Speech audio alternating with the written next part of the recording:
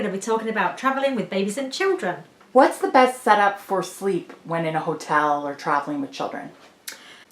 First of all, really look at where it is that you're going. So depending on where you're going is really going to depend on the setup. If you are going to someone's home and your children sleep in their own room at home, it's always best to try and get them in their own room. Same thing for a hotel. If you can get a 1-bedroom suite, that's way better than having 2 king-size beds or 2 queen-size beds and everybody sleeping in the one room. Again, it really depends on how your children sleep at home to begin with, because you really want to try and match that wherever it is that you're going.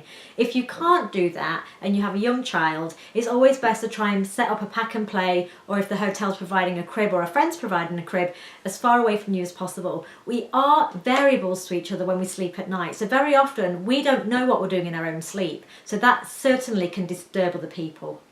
And how do you maintain regular, consistent bedtime when on vacation?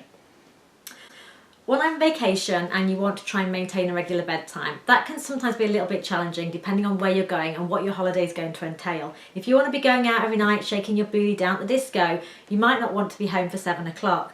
If you're going somewhere where you're going to have early dinners and you have realistic expectations about what your holiday is going to be like, then you can probably always be back in time for bedtime. It's really going to depend on what that holiday is about. And then, relax and enjoy it. Sometimes parents actually create a situation before they're even at the destination because they already have decided that their child won't sleep. We would call that a self-fulfilling prophecy.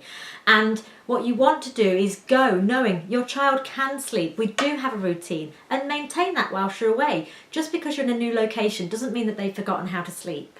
Okay, and how do you adjust to a time change? Time change can be a little bit tricky depending on where you're going and how long you're going for, as well as how long that time change is.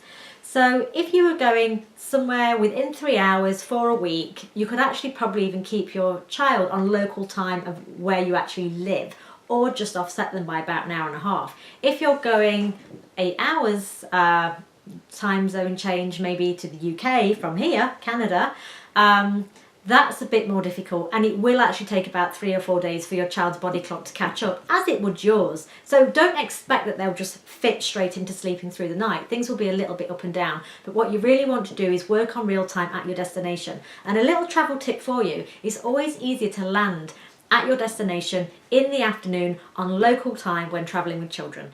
Any tips on maintaining a relaxed vacation while traveling with kids? My tip to parents when traveling with children is relax and have fun. That's the whole point in going away. As with anything, have realistic expectations. It's not going to be a disaster, but it's also not going to be as it was when it was just you traveling by yourself. You have got children with you. Things sometimes do happen, but they would happen at home anyway. Deal with them as you would normally, but please do relax and have a good time.